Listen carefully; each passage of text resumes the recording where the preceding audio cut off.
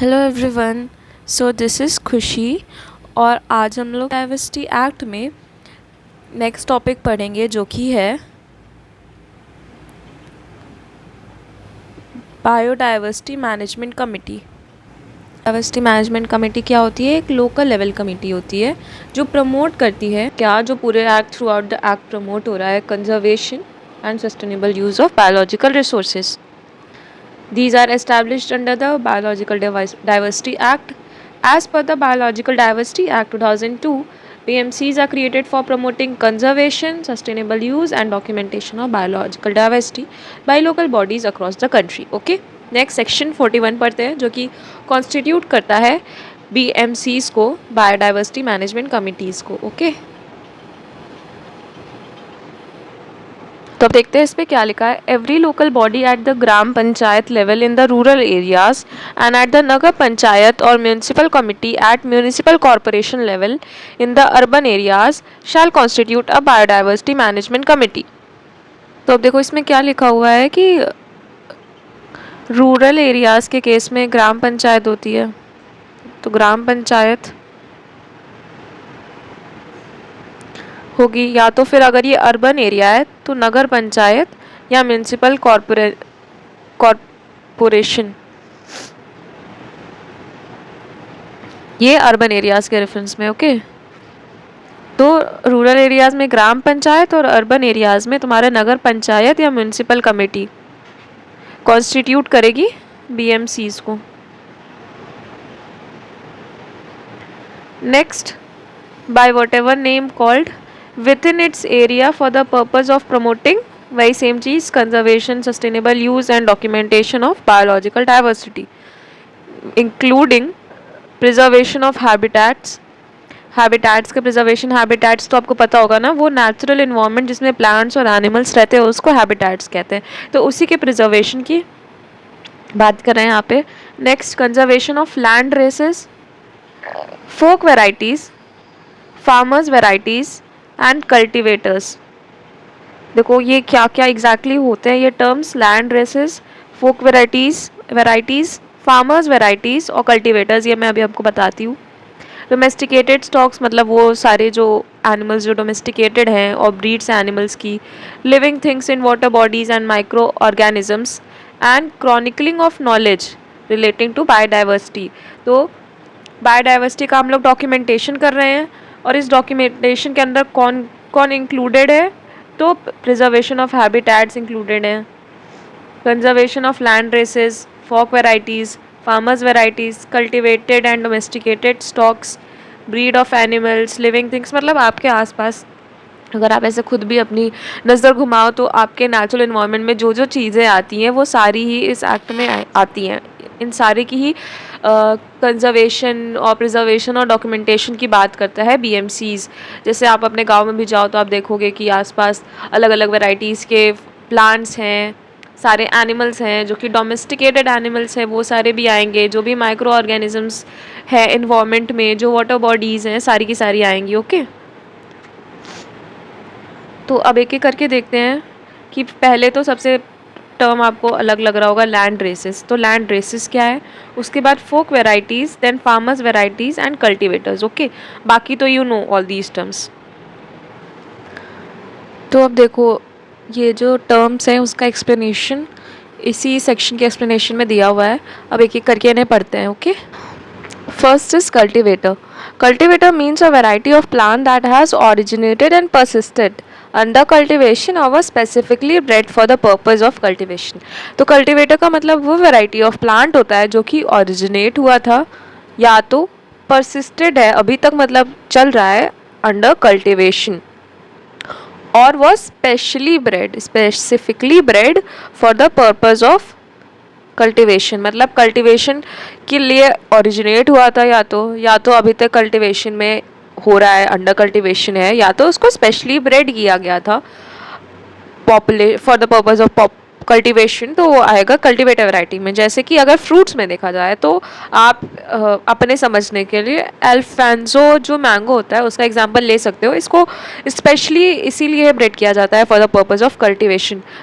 तो पता ही होगा आपको, कल्टिवेशन का मतलब होता है जो हिंदी में जो टर्म यूज़ करते हैं खेती के लिए, उसका मतलब होता है cultivation. Okay, next is folk variety.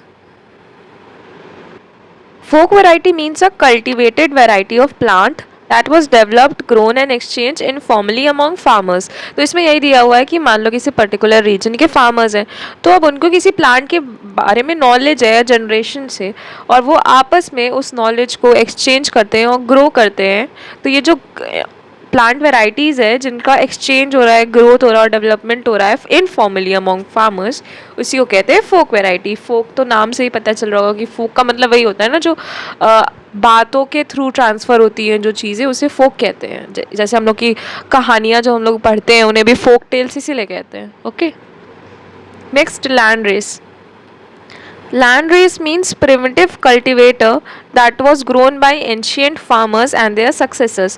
तो इसमें यह है कि जो primitive, जो ancient जो farmers थे, जो बहुत पहले के टाइम में थे, उनकी जो उन्होंने जो वैरायटी डेवलप की थी वो धीरे धीरे जो ग्रो हो रही है उसी को कहते हैं लैंड रेस. ओके, मतलब एक तरीके का, देखो यहाँ से स्टार्ट हुआ कल्टीवेशन, अभी भी हो रहा है, तो यहाँ पे इनिशियली जो प्रिमिटिव था उसे कहते हैं land race. Okay, next is farmers variety. Farmers variety means a variety which has been traditionally cultivated and evolve by farmers in their field. या तो ट्रेडिशनली कल्टिवेट हुई है फार्मर्स के द्वारा, या तो जो लैंड रेस हमने ऊपर दिखाया था ना उसकी कोई रिलेटिव है, वाइल्ड रिलेटिव, और land race of variety about which the farmer possesses the common knowledge. तो फार्मर्स वेराइटी क्या है, तो क्या कहते हैं आपका, इसमें दो चीज़ें आ गई, या तो जो वो ट्रेडिशनली ग्रो हुई हो, ओके, और इवॉल्व हुई हो फार्मर्स के द्वारा उनके फील्ड में, या तो वो वाइल्ड रिलेटिव और land race of a variety. तो तीन हमने देखा वैराइटीज़ में. पहला है फोक वैराइटीज़, जो आपका through informally among farmers distribute हुआ वैरायटी ऑफ प्लांट और डेवलप हुआ. नेक्स्ट लैंड रेस है. लैंड रेस देखो, अगर टाइम के प्रेफरेंस में देखो तो लैंड रेस सबसे पुराना होगा, ठीक है, क्योंकि ये प्रिमिटिव कल्टीवेशन है एंशियंट फार्मर्स के द्वारा जो किया जाता था, और उसको धीरे धीरे उनके जो डिसेंडेंट्स हैं, उनके जो सक्सेसर्स हैं, उन्होंने भी इसे कैरी ऑन किया. और लास्टली फार्मर्स वैरायटी में देखो लैंड रेस के कंपैरिजन में ये ज़्यादा रीसेंट होंगे. ओके, ये मैं इसलिए बता रही हूँ आप लोगों को ताकि थोड़ा सा आप डिस्टिंग्विश कर पाओ, दोनों सारे को मिक्स ना कर दो. ओके, तो farmers variety as compare to land race थोड़े और रीसेंट होंगे, but still they are traditionally cultivated, और ये इवॉल्व भी होते हैं with time by the farmers. या तो फिर second option is a wild relative और land race of a variety about which the farmers possess common knowledge. तो कोई ऐसी वेराइटी जिसके बारे में फार्मर्स को कॉमन नॉलेज है, उसका वाइल्ड रिलेटिव या लैंड रेस, वो भी इंक्लूड होंगे फार्मर्स वेराइटी में. ओके, आई होप समझ में आया हो. तो सेक्शन 41 में हमारा सब क्लॉज कंप्लीट हो गया. हमने सारे टर्म्स इसमें समझ लिए क्या क्या लिखे हुए थे. नेक्स्ट हम लोग इसका प्रोवाइजो देखते हैं.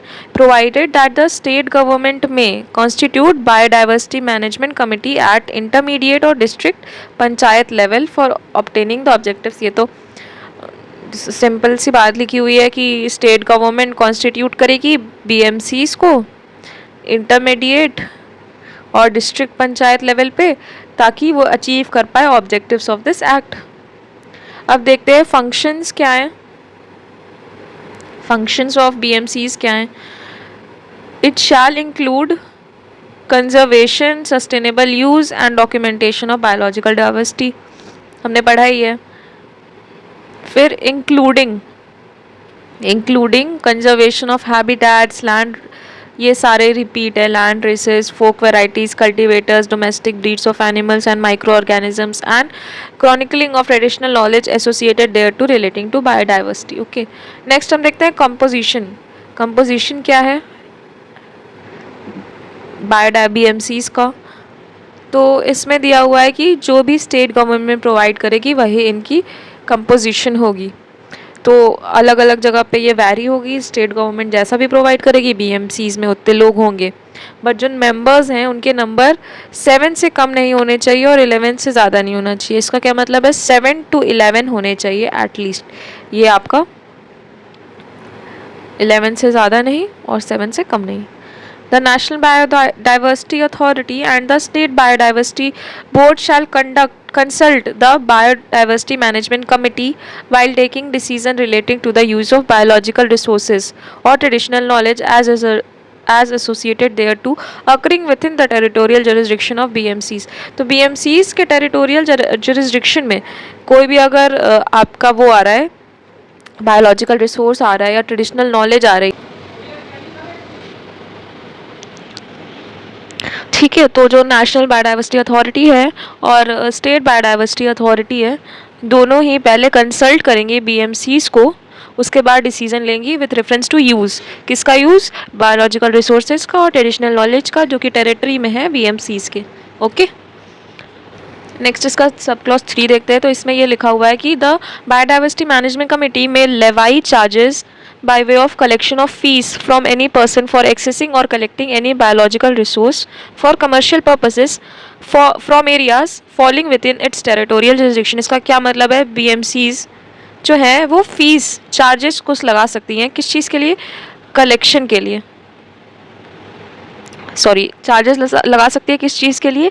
एक्सेस करने के लिए और कलेक्शन करने के लिए कोई भी biological resource for commercial purpose. तो देखो, अगर बीएमसी के टेरिटोरियल जुरिस्डिक्शन में आप बीएमसी के एरिया में कोई जो बायोलॉजिकल रिसोर्स है उसे या तो आप एक्सेस करना चाहते हो या तो आप उसे कलेक्ट करना चाहते हो, तो उसके लिए आपको चार्जेस पे करने पड़ेंगे। बीएमसी जो है चार्जेस लिवाई कर सकता है अगर वो चाहे तो, यही लिखा हुआ है। अब ऊपर एक और टर्म था ट्रेडिशनल नॉलेज, मैंने ऑलरेडी ऑल्दो पहले भी बताया है आपको ट्रेडिशनल नॉलेज क्या होता है, बट आपको अगर स्टिल कन्फ्यूजन है तो मैंने यहाँ पे लिख दिया है, traditional knowledge information that people in a given community, it's based on the experience and adaption of local culture and environment have developed over time and continues to develop. तो देखो, ट्रेडिशनल नॉलेज एक तरीके की information होती है जो किसी community में एग्जिस्ट करती है, ठीक है, और ये एक्सपीरियंस और अडैप्शन के बेसिस पे लोकल कल्चर के अकॉर्डिंग्स में ये डेवलप होती है और ओवर टाइम कंटिन्यू होती है डेवलप करने के लिए। जैसे कि हमने अभी देखा था ना इससे पहले वाले वीडियो में कि जो नीम की लीव्स का हम लोग इस्तेमाल करते हैं इंडिया में अलग अलग चीज़ों में, उसकी मेडिसिनल प्रॉपर्टीज़ को ध्यान रखते हुए, ये सारी चीज़ें ये ट्रेडिशनल नॉलेज ही हैं, क्योंकि ये हमारी कम्युनिटीज़ में हमेशा से रही है और धीरे धीरे विद टाइम डेवलप हुई है। इसके बहुत सारे एग्जांपल्स अपने आसपास देखो तो हल्दी का जो हम लोग यूज़ करते हैं मेडिसिनल पर्पसेस के लिए, ये सारी चीज़ें ये सब ट्रेडिशनल नॉलेज में ही आती हैं। ओके, नेक्स्ट हम देखते हैं कि मतलब बीएमसीज के जो फंक्शंस, पावर्स है, उससे जो रिलेटेड प्रोविजंस थे वो पूरे स्कैटर्ड हैं थ्रू आउट द एक्ट। तो मैंने कोशिश की है सारे को एक साथ लिखने की एक जगह पे। अगर आपको सेक्शंस याद नहीं भी रहते तो इट्स नॉट अ प्रॉब्लम, आप सिर्फ इसके अंदर का कंटेंट लिख दोगे तो I think it would be fine. बाकी it depends on how copies are checked in your college, otherwise I think it would be fine. तो पावर्स एंड फंक्शंस देखते हैं। तो the relevant sections from the Biodiversity Authority Act, Diversity Act, concerning the powers and function of the Biodiversity Management Committee as well as other essential roles that BMCs interact with under the Act, ये provided है। पहला है section 7। देखो ऊपर मैंने यही बताया कि जो मैंने अभी हिंदी में बोला वही लिखा हुआ है कि जो कि अलग अलग स्कैटर्ड थे सारे सेक्शंस, उनको कंबाइन करके ये पर्टिकुलर एसेंशियल रोल्स लिखे हुए हैं कि क्या क्या है बीएमसीज के। सेक्शन 7 में दिया हुआ है, it prohibits individuals or organizations from accessing biological resources for commercial purpose without giving prior intimation to the relevant state biodiversity board. BMCs monitor compliance with the requirement at the local level. तो अभी हमने ऊपर भी पढ़ा था कि अगर किसी पर्टिकुलर इंसान को बायोलॉजिकल रिसोर्स एक्सेस करना है या कलेक्ट करना है तो उस पर जो है बीएमसी अपना फीस लेवाई कर सकती है। सिमिलरली अगर उस इंसान को क्या कहते हैं एक्सेस करना है बायोलॉजिकल रिसोर्स, तो पहले उसको स्टेट बायोडाइवर्सिटी बोर्ड से परमिशन लेनी पड़ेगी और जो बीएमसीज की रिक्वायरमेंट है उनको साथ भी कंप्लाई करना पड़ेगा। बीएमसीज देखेगा कि उसने रिक्वायरमेंट्स कंप्लाई की है लोकल लेवल पे। Next section 21। सेक्शन 21 हमने पढ़ा था, याद है, determination of fair and equitable share, उसमें था फेयर एंड इक्विटेबल बेनिफिट कैसे करते हैं कैलकुलेट, वो दिया हुआ था। तो उसमें यही दिया हुआ है कि जब एनबीए डिटरमाइन करती है कि जो बेनिफिट्स हैं वो फेयर और इक्विटेबल शेयर उनका कैसे होगा, तो उसमें जो बीएमसीज होती है वो भी इन्वॉल्व होती हैं, किस लिए? सिक्योर करने के लिए fair benefit sharing agreements which include, इसमें इंक्लूड है तुम्हारा property rights, technology transfer, local socio economic development of areas from where social resources are access. तो इसमें यही एग्जैक्टली लिखा हुआ है कि जो बीएमसीज हैं नेशनल बायोडाइवर्सिटी के अथॉरिटी के बिहाफ पे ये सारी चीज़ें परफॉर्म करती हैं। Okay, next section 27। Section 27 establishes the national biodiversity fund. तो सेक्शन 27 में हमारा नेशनल बायोडाइवर्सिटी फंड एस्टैब्लिश होता है, जो कि फंडेड होता है by grants, loans and benefit sharing revenues. तो इसमें क्या क्या आते हैं? ग्रांट्स आते हैं, लोन्स आते हैं और बेनिफिट शेयरिंग रेवेन्यूज आते हैं। और ये बेनिफिट्स किसको प्रोवाइड करता है? तो ये प्रोवाइड करता है स्टेक होल्डर्स को, इंक्लूडिंग लोकल कमिटीज थ्रू बीएमसीज। बीएमसीज के थ्रू ये स्टेक होल्डर्स को, इंक्लूडिंग लोकल कमिटीज, ये बेनिफिट्स प्रोवाइड करता है। ठीक, अब देखो इन सारे में बीएमसीज का इनडायरेक्ट कहीं ना कहीं रोल है। Okay, next is section 32। It empowers local bodies to constitute BMCs. तो ये कॉन्स्टिट्यूट करने की बात कर रहा है बीएमसीज को। तो जो लोकल बॉडीज है वो कॉन्स्टिट्यूट करती है BMCs, assigning them responsibilities relating to conservation and sustainable management of biological resources. इनका जो काम है क्या है, अभी हम लोग ने बहुत बार पढ़ लिया है, तो कंजर्वेशन और sustainable management of biological resources. Next is section 37। Section 37 allows the designation of biodiversity heritage sites. तो हमने ऊपर पढ़ा था कि स्टेट बायोडाइवर्सिटी जो बोर्ड होता है उसके ही रिकमेंडेशन पे हाँ बायोडाइवर्सिटी हेरिटेज साइट्स फॉर्म होती हैं। तो ये अलाउ करता है, section 37 allows the designation of biodiversity heritage sites. BMCs are consulted before such sites are recommended by the State Biodiversity Board and they play a site management and conservation efforts। तो जो biodiversity heritage sites हैं उनको state government recommend करती है, but उनके recommendation करने से पहले वो कंसल्ट करती है BMCs के साथ। ओके, यही दिया हुआ है इससे। नेक्स्ट हम लोग देखते हैं section 44। Section 44 governs the local bodies fund which BMCs manage to promote conservation, address community needs and cover operational expense। तो इसमें ये लिखा हुआ है कि जो लोकल बायोडाइवर्सिटी फंड था जो कॉन्स्टिट्यूटेड था, इसमें से ही लोकल बायोडाइवर्सिटी फंड ही यूटिलाइज होगा फॉर एडमिनिस्ट्रेटिव जो एक्सपेंसेस हैं, एडमिनिस्ट्रेटिव एक्सपेंसेस। किसके expenses? Administrative expenses of BMCs। उनके पर्पस के लिए लोकल बायोडाइवर्सिटी फंड से ही फंड्स आएंगे, और ये और चीज़ों को भी फंड करता है, उसमें से एक ये भी है। ओके, नेक्स्ट है section 45। Section 45 mandates the BMCs submit an annual statement dealing with their activities and expenditures from local biodiversity fund enhancing the transparency and accountability। अभी तो हमने ऊपर देखा था कि जो लोकल बायोडाइवर्सिटी फंड है वो बायोडाइवर्सिटी मैनेजमेंट कमेटी की जो एडमिनिस्ट्रेशनल एक्सपेंसेस हैं, इनकी जो एडमिनिस्ट्रेशनल एक्सपेंसेस हैं उसके लिए प्रोवाइड करेगा। तो ये जो इन्होंने BMCs ने यूज़ किया है फंड्स का, उसके लिए वो एक एनुअल स्टेटमेंट सबमिट करेगी जिसमें ये भी प्रोवाइडेड होगा कि कौन सी एक्टिविटीज़ में कहाँ खर्चा हुआ है एग्जैक्टली जो लोकल बायोडाइवर्सिटी फंड था, ताकि ट्रांसपेरेंसी और अकाउंटेबिलिटी इंक्रीज़ हो, ताकि प्रॉपरली पता चले कि हाँ एग्जैक्टली फंड्स के पैसे कहाँ लग रहे हैं। उसके लिए एक एनुअल रिपोर्ट सबमिट करती है BMC। Next is section 26। Section 26 जो सेक्शन 26 है ना वो प्रोवाइड करता है, अगर आप उस सेक्शन को पढ़ो तो प्रोवाइड करता है कि सेंट्रल गवर्नमेंट पार्लियामेंट के द्वारा लॉ बनाएगी और पे करेगी नेशनल बायोडाइवर्सिटी अथॉरिटी को,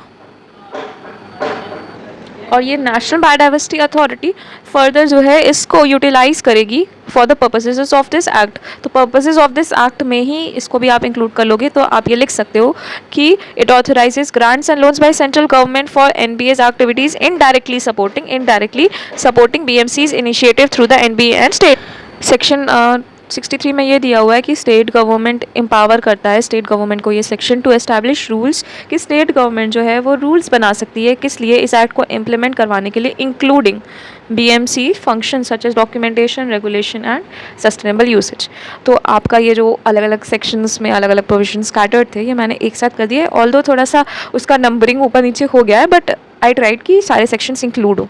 ओके, अभी भी स्टिल आपको कोई कन्फ्यूजन है from this particular topic, please do comment. And also ये लाइन में ये मैंने भूल ही गई, these sections collectively establish a comprehensive framework for BMCs to ensure sustainable use, equitable benefit sharing and effective biodiversity conservation at local level. तो ये लिखा हुआ है कि ये जो सेक्शंस है वो कलेक्टिवली एस्टैब्लिश करते हैं एक कॉम्प्रिहेंसिव फ्रेमवर्क, ताकि ये इंश्योर हो पाए कि BMCs जो है सस्टेनेबल रिसोर्स का सस्टेनेबल यूज़ कर रही हैं रिसोर्सेज का, और इक्विटेबल बेनिफिट शेयरिंग कर रही हैं। ओके, लोकल लेवल पे, एट द लोकल लेवल। तो that's it and thank you for listening.